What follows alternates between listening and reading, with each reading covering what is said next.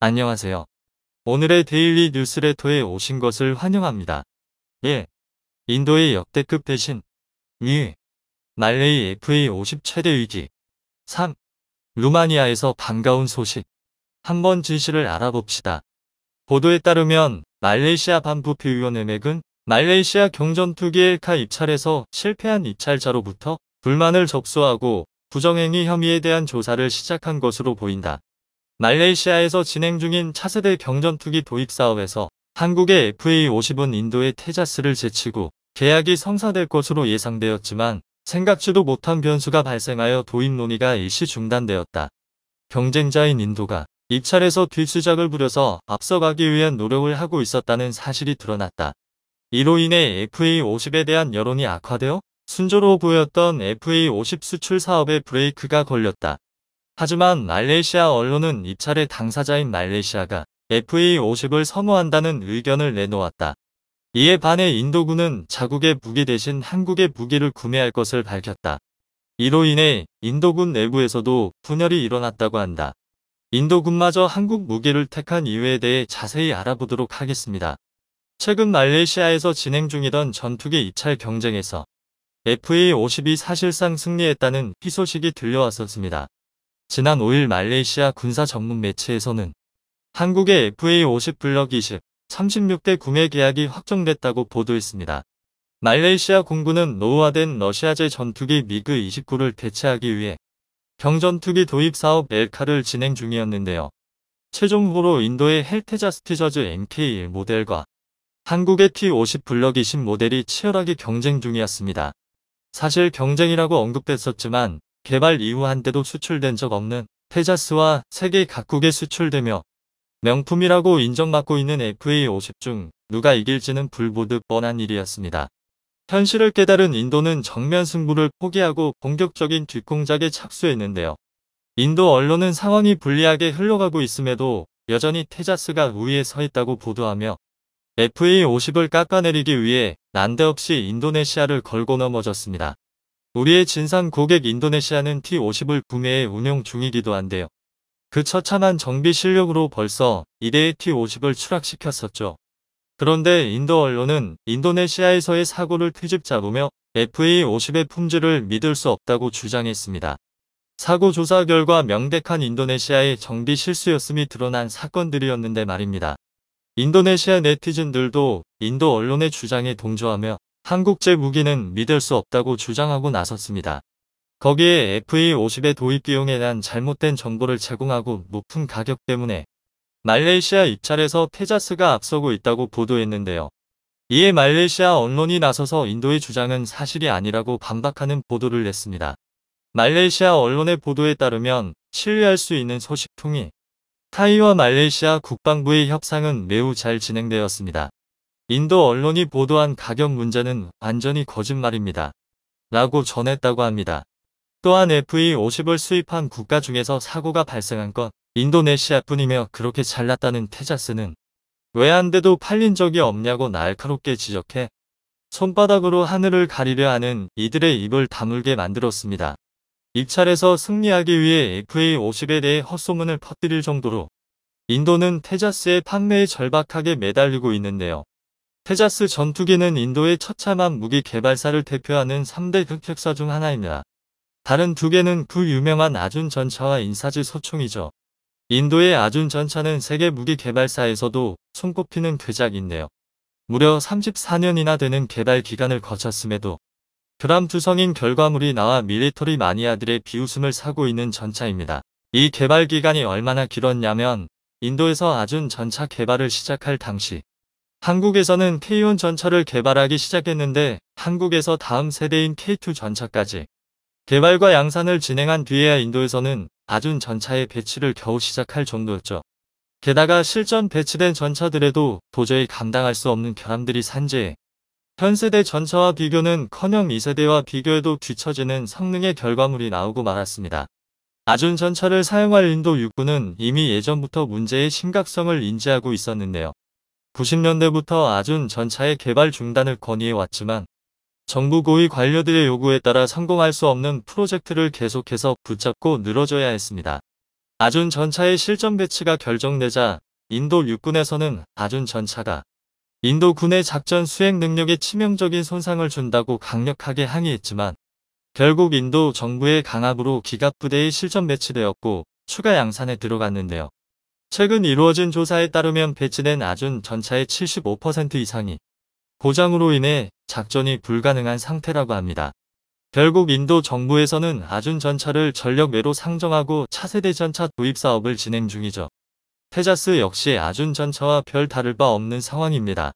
테자스의 개발은 국가의 명운을 건 사업이었으나 결과는 처참한 실패작으로 수출은 균형 자국 군대에서도 외면받고 있었습니다. 오죽하면 날아다니는 아준이라고 불릴 정도이죠. 끝없이 늘어진 개발 기간과 수준 이하의 결과물에도 양산을 요구하는 관료들의 요구에 울며 겨자 먹기로 생산량을 늘리고 이를 어떻게든 해외에라도 팔기 위해 영업에 나서고 있지만 단 한 대도 팔 수 없었습니다. 인도 공군 역시 육군처럼 실패한 무기 개발 프로젝트에 덤터기를 쓸까봐 전전긍긍하고 있는데요. 최근 인도에서 운영하던 미그 21 전투기가 노후화로 인해 추락 사고가 연이어 발생하자 전량 퇴역시키기로 결정되는데 막상 미그 21을 대체할 전투기가 정해지지 않았다고 합니다. 소식통에 따르면 인도 공군에서 테자스 도입을 강하게 반대하고 러시아 전투기가 아닌 새로운 서방제 전투기 도입을 요구하고 있어 인도 공군에 커다란 전력 공백이 발생했다고 합니다. 중국과의 국경지대 분쟁이 늘어가는 상황에서 이 같은 전력 공백은 치명적일 것으로 보이는데요. 최근 인도와 대립 중인 파키스탄에서 중국의 제-10C 전투기를 대량 구매하여 전력을 강화하는 상황에서 인도 내에서는 시급히 차세대 전투기를 도입해야 한다는 목소리가 높아지고 있습니다. 비보가 계속되던 인도군이지만 한 가지 희소식도 있었습니다.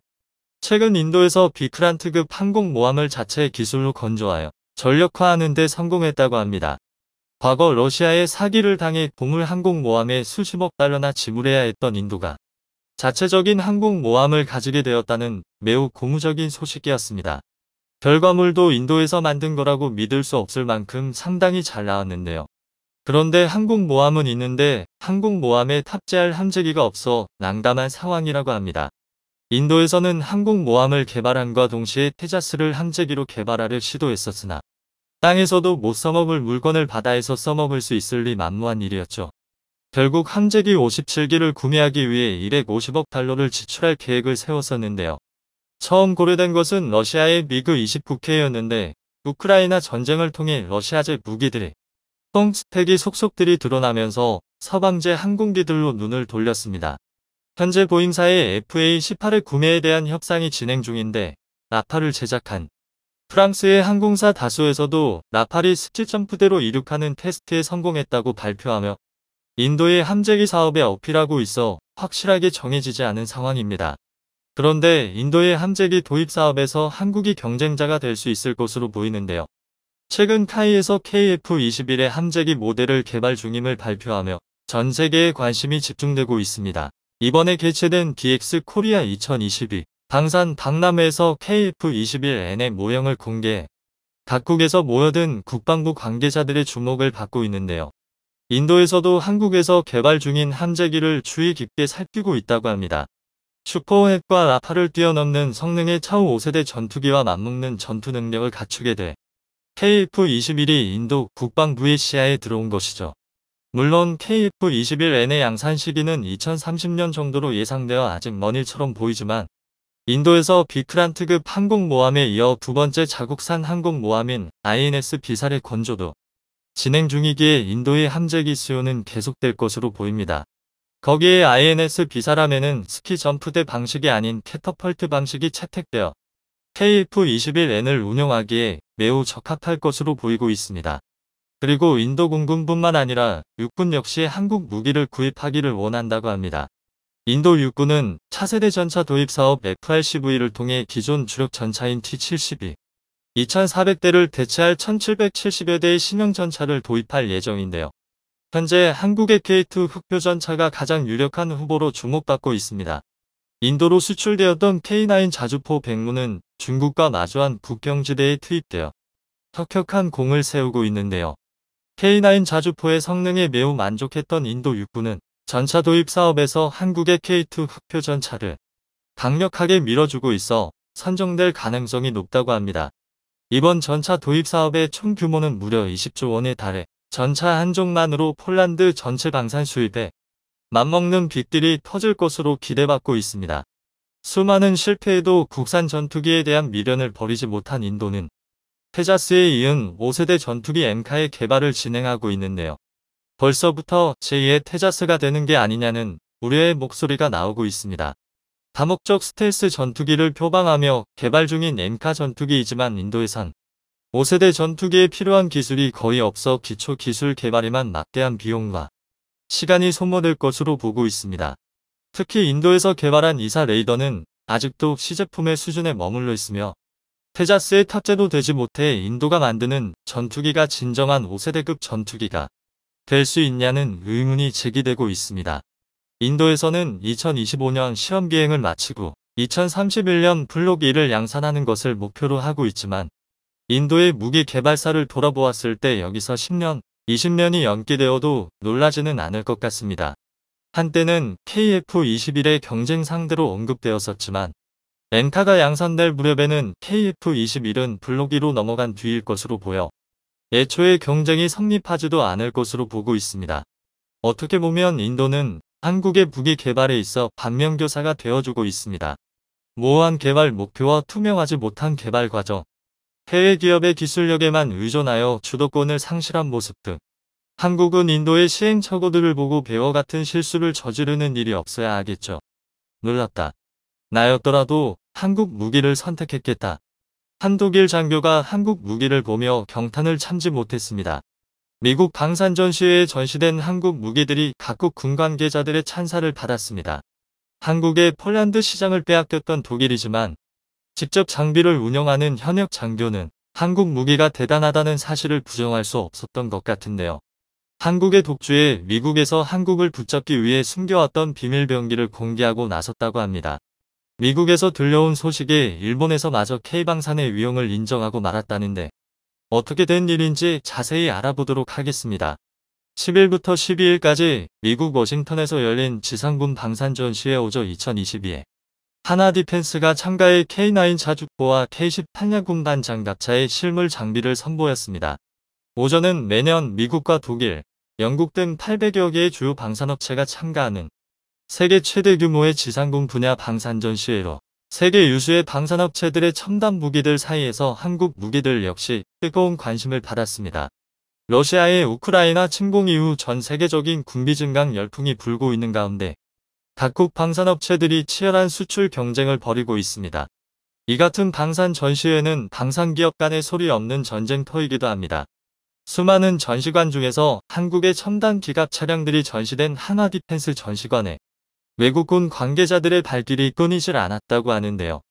전시관을 찾은 한 독일 장교가 한국의 K9 자주포와 K10을 동안 완전 자동화 장전 시스템에 감탄했다고 전해졌습니다. 독일 장교는 K10 탄약군반 장갑차를 가리키며 한화 디펜스 관계자에게 얼마나 자동화된 것인가라고 물었다고 합니다. 한화 디펜스 관계자가 K9 자주포와 연결하기만 하면 자동으로 탄약을 재장전할 수 있다고 답변하자 사람의 힘이 전혀 필요하지 않다는 말인가라고 다시 물었습니다. 이어 장갑차 운용에는 몇 명이 필요한가, 가격은 얼마인가 같은 질문을 쏟아내며 연신 감탄했다고 전해졌는데요. 독일 장교가 주목한 K10 탄약군반 장갑차는 K9의 차체를 이용해 개발된 보급 차량으로 K9 자주포와 연결하여 로봇팔을 이용해 자동으로 포탄과 장약을 보급하는 게 가능합니다. 이 두 장비의 연계를 통해 포탄이 날아드는 전시 상황에서도 방호력을 갖춘 채로 능력을 지속적으로 유지하는 게 가능합니다. 한국에서 개발한 세계 최초의 탄약 재보급 자동화 장비 체계이죠. 한국의 자주포 체계에 감탄하던 독일 장교는 폴란드가 K9 자주포를 도입하기로 한 것을 알고 있느냐는 질문에 잘 알고 있다. 다른 나라의 비슷한 무기 체계에 비해 3분의 1 정도 비용으로 우수한 성능을 갖췄다니 놀랍다. 내가 폴란드 군이었더라도 K9을 도입했을 것이다 라고 긍정적으로 답변했습니다. 기갑 차량의 종주국이라는 자부심을 가지고 있을 독일 장교가 한국 무기의 성능에 감탄하며 인정하지 않을 수 없다는 모습을 보여줘 우리 방산에 대한 자부심이 더욱 높아지고 있습니다. 한국이 독일 대신 폴란드의 전차와 자주포를 수출하게 됐을 때 많은 독일 사람들이 큰 충격을 받았었습니다. 유럽 방산 시장은 독일의 소나기에 있었다고 해도 과언이 아니었는데 지구 반대편에 있는 대한민국의 엄청난 파일을 빼앗겨버린 것이니 말이죠.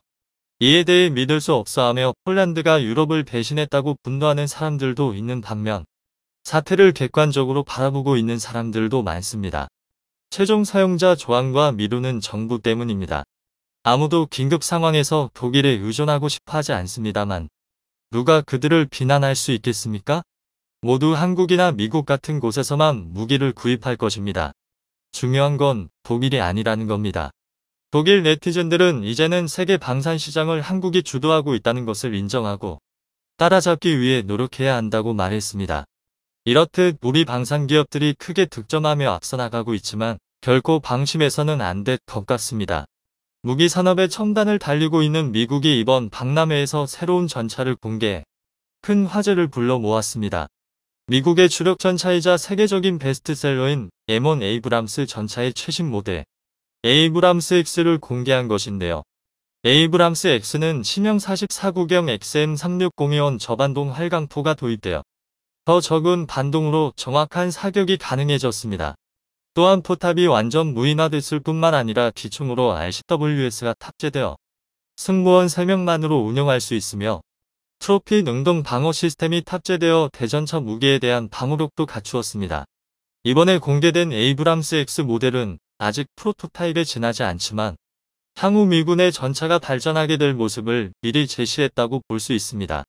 그런데 의신들은 이번 전시회에서 에이브람스 X가 공개된 이유를 흑표 전차의 화작 때문이라고 판단하고 있는데요.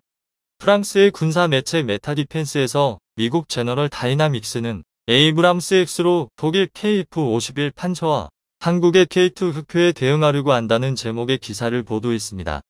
본 기사에서는 세계 각국이 전차의 종말을 예고하며 전차 생산량과 투자를 줄여나가면서 비어버린 시장을 한국의 K2 흑표 전차가 빠르게 선점하고 있다고 말했습니다. 미국의 M1 에이브람스 전차나 독일의 레오파르트 2 전차보다 K2 전차가 주목받고 있으며 미국과 독일의 새로운 전차 공급은 2035년까지 지연되어 있는 상황이라고 지적했습니다. 이대로면 서방 세계의 전차 시장을 한국이 완전히 주도하게 될 것이란 말이죠. 위기의식을 느끼고 독일에서 차세대 전차 KF-51을 내세웠고 미국 역시 에이브람스 X를 제시하며 한국 전차의 진격에 대응하고 나선 것입니다. 또 다른 외신의 보도에 따르면 에이브람스 전차의 설계 과정에서 K2 전차의 영감을 받았다고 하는데요. 에이브람스 X의 새로운 포탑은 명백히 한국의 K2 흑표 전차에서 영향을 받았다. 실제로 에이브람스 X의 포탑 디자인이 기존 에이브람스 전차의 포탑보다 K2 전차의 포탑 구조와 더욱 유사함을 알 수 있습니다. 한국형 전차를 만들기 위해 M1 에이브람스의 전차 설계도를 어떻게든 얻어보겠다고 발버둥 치던 게 어제 같은데 이제는 미국이 전차 설계에 있어 한국을 보고 배우고 있다는 것이죠. 세계 방산의 선두를 달리던 미국이 한국을 대등한 경쟁자로 여기기 시작했습니다. 이러한 소식에 한국에 지나친 관심을 가지고 있는 나라에서 뜨거운 반응을 보여주고 있습니다. 바로 관음증이라도 있는 게 아닌가 싶은 옆 나라 일본입니다. 일본의 군사 전문 매체에서 미 언론 오저 2022에 참가한 한국은 방위산업에서 지혜를 보여주었다라는 제목의 기사를 보도했습니다. 본 기사에서는 미 언론들과 관계자들의 한국 방위산업에 대한 평가들을 모두 모아 나열하고 있습니다. 한국이 수출하고 있는 것은 K판만이 아니다. 북한이라는 안보 위험을 안고 있는 국가가 국제 경쟁력 있는 생산국인과 동시에 방위산업 시장에서도 두각을 나타내고 있는 건데 얼마나 놀라운 일인가. 미국 캐피탈 알파 파트너즈 칼란 이사.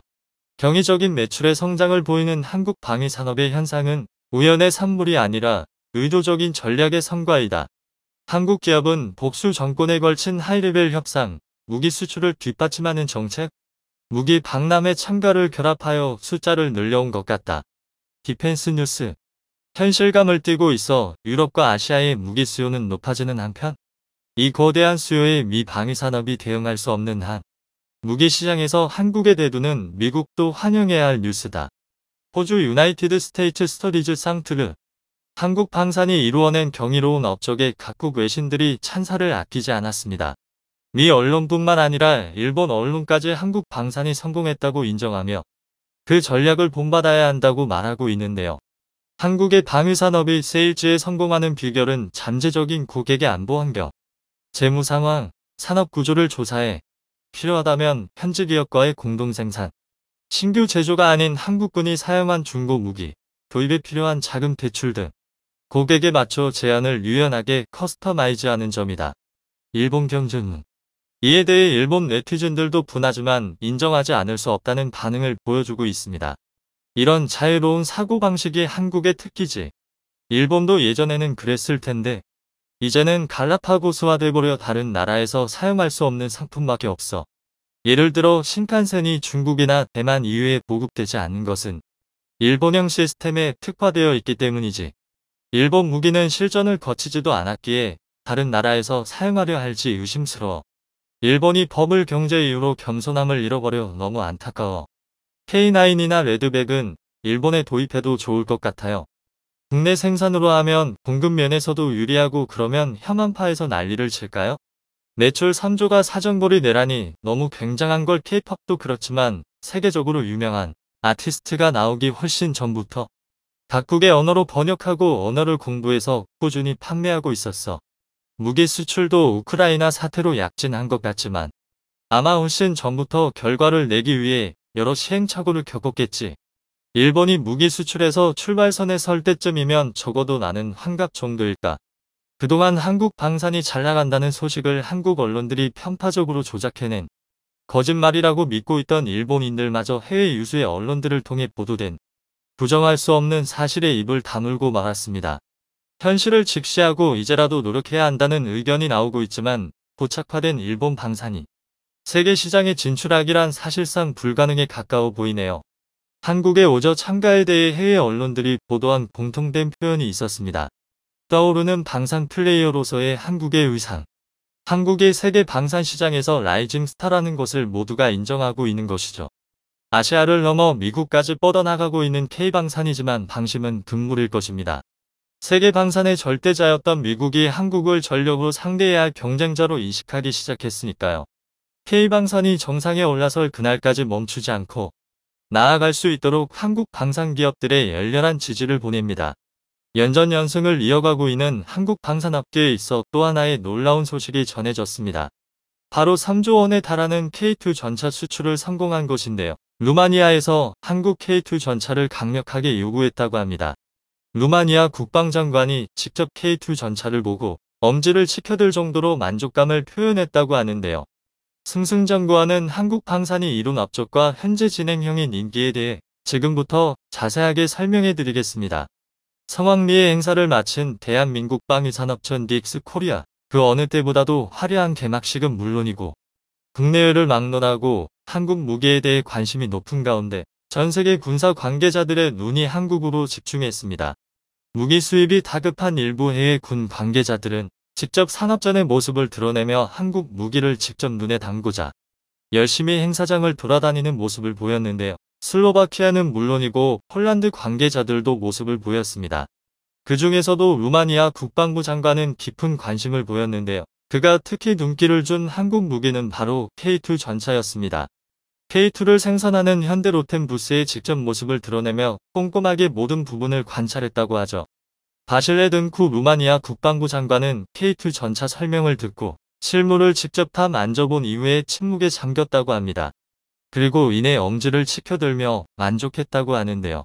놀랍게도 바실레 든쿠 장관은 며칠 후 깜짝 놀랄 만한 발표를 하게 됩니다. K2 전차 도입을 위한 추진 의향서를 한국과 작성한 것인데요. 한국 고위급 회담을 연 루마니아 국방부 장관은 날이 갈수록 위태로운 국제 상황에 한국의 도움이 필요하다고 요청했습니다. 특히나 루마니아 국경지대를 위협하며 러시아 군대가 모습을 드러내는 한편 대규모 동원령까지 내린 러시아가 다른 국가까지 침범할 수 있다는 메시지를 전했기 때문에 루마니아 입장에서는 강력한 무기가 필요한 상황.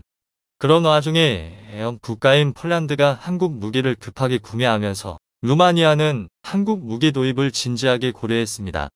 그는 강력한 한국 무기만 있으면 러시아를 물리칠 수 있다고 생각했죠. 약 3조 원에 달하는 방산 무기 계약에 대해 적극적으로 나선 루마니아는 K2 전차 외에도 K9 자주포에 대해서 관심을 보였다고 하는데요. 되도록이면 한국 무기 패키지 딜을 하고 싶다는 의사를 보이며 폴란드와 비슷한 형태로 계약이 진행 중인 것이 알려졌습니다. 한국 무기에 대한 대단한 신뢰를 보인 것이라 할 수 있는데요. 여러 가지 요소가 있지만 패키지 딜을 통해 다수의 무기를 싼 값에 빠르게 수입할 수 있다는 장점이 루마니아 입장에서 계약을 서두른 이유라 할 수 있는데요. 게다가 인접 국가인 폴란드와 슬로바키아 역시 한국 무기 수입을 원하며 향후 부품 수입과 기술 이전 논의가 진행될 경우 이들 국가와 협력해 부품 수급 및 정비에 있어 규모의 경제를 누릴 수 있다는 점 역시 주요했다는 분석도 나오는데요.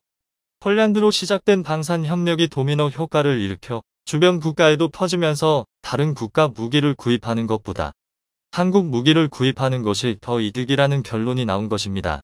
현재 생산 공장 및 협력에 있어서 같은 무기 체계를 공유하는 국가들일 경우 부지 선정에 있어서 여러 곳을 염두하고 공장 설립을 추진할 수 있게 한국 방산기업들 입장에서도 더욱 유리한 조건이 아닐 수 없습니다. 이웃 국가인 독일 레오파르트 전차 도입을 생각해도 됐지만 루마니아 입장에서 한국 무기를 선택한 것은 바로 빠른 생산에 있는데요. 현재 동원령을 내리며 빠른 수의 군인 확충을 목표로 한 러시아가 무슨 짓을 저지를 수 있을지 모르기 때문에 루마니아 입장에서는 전차 수입을 마냥 기다릴 수 없는 상황입니다. 그렇기에 가성비 면에서 전세계 최고를 자랑하고 납기일 완벽 준수와 기술 이전에 있어 완벽한 이전을 자랑하는 대한민국 무기를 루마니아 입장에서는 거부할 이유가 없던 것이죠. 하지만 모든 조건이 완벽해 보인 K2 전차 도입에 있어 루마니아는 상당한 고민을 해야 했다고 합니다. 특히 기존 전차들이 소련제라는 점이 큰 고민이었다고 하죠. 루마니아의 현재 주력 전차는 구소련 시절 제작된 T-55AM 전차입니다. 1세대 전차인 이 전차는 소련을 포함해 동유럽권에서는 베스트셀러 제품으로 큰 인기를 누린 제품입니다. 전면 장갑 200mm, 주포 구경 100mm, 최대 속도 48kmh를 자랑하며 무게도 36톤가량으로 동유럽 환경에서 무리 없이 작동되는 전차입니다. 게다가 구구형 포탑은 어느 방향에서든 큰 경사 각도를 확보할 수 있어 포격 시 사거리 확보에 용이하다는 특징을 지니고 있습니다. 전면 장갑 역시 현재 기준으로 포탄을 튕겨내거나 막아낼 수 있을 정도로 비교적 높은 방어력을 가진 제품인데요. 무엇보다 적은 엔진 출력으로도 상당한 기동성을 갖춘 제품이라는 점이 이 전차가 동구권에서 인기를 누리게 한 이유였습니다. 루마니아 역시 구소련 제품인 T-55M을 도입했죠. 그러나 갈수록 문제점이 발견되면서 루마니아 입장에서는 T-55M 제품을 대체할 새 전차 사업이 시급해졌습니다. T-55는 명중률 차원에서 최악의 물건이었던 것인데요. 1000m 이상만 떨어져도 명중률이 급격히 떨어지는 모습을 보이며 전차로서 결격 사유가 분명한 제품이었던 것이죠. 게다가 방어력을 높이면서 거주성을 낮추는 최악의 실수를 저지른 것인데요. 장갑을 증강하면서 전체적인 최적을 감소시킨 것입니다. 차내 여유 용적이 극단적으로 감소한 덕분에 운영하는 사수들은 T-55의 좁은 실내에서 고통을 받아야 했죠. 게다가 최적이 줄어들면서 보조 무장과 기타 무장을 갖출 수 없게 되면서 드론이 날아다니는 현대전에서 아무런 쓸모를 보일 수 없는 물건이 되었습니다. 결국 루마니아는 신사업을 통해 전차 수입을 고민했습니다. 이때 루마니아는 빠른 배치와 적응을 위해 소련제 디자인과 무기 체계를 계승한 러시아산 무기를 고려했다고 합니다.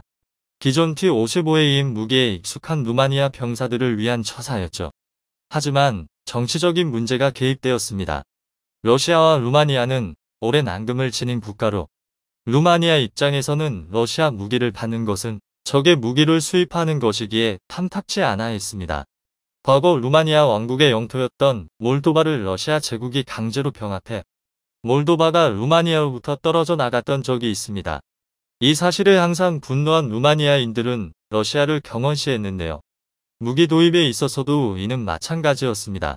아무리 급하다고 해도 러시아 무기는 받지 말자는 의견이 있었기에 루마니아는 결국 사업 방향을 다른 곳으로 틀게 됩니다. 가장 먼저 고려한 대안은 독일이었죠.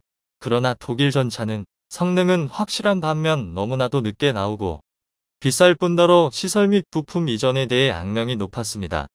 결국 루마니아는 독일 전차를 포기해야 했는데요. 그 순간 운명처럼 찾아온 국가가 바로 대한민국이었다고 합니다. 너무나도 루마니아 조건에 딱 들어맞는 조건을 갖춘 대한민국의 루마니아는 계약을 거절할 이유가 없었죠.